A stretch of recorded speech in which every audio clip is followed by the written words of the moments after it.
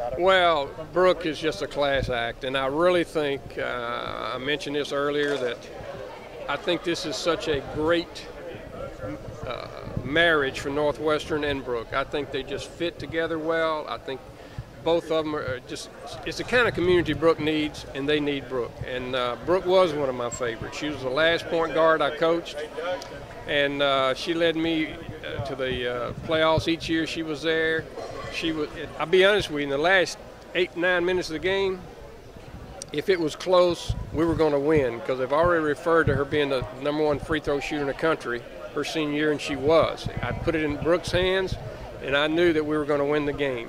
But the most important thing about Brooke to me is she is just the finest young lady that I coached all those years. And her work ethic, she mentioned that today, trust me, she will work 24/7 to make Northwestern Lady Demons a successful program. You got a good one in Brooke.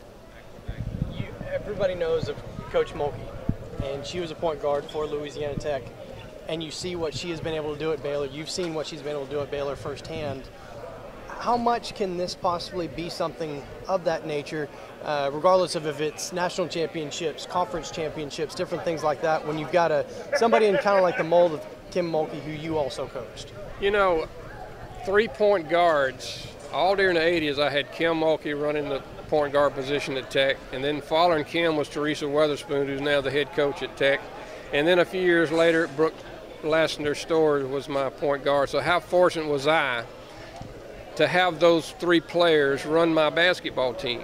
And that also shows you we won, but it shows you why we won. I think Brooke can definitely elevate Northwestern. Pat Pearson and James Smith were great coaches here, and I think Brooke can do what they did in the past. I certainly think that she can get it back to the level that they had it. Coach.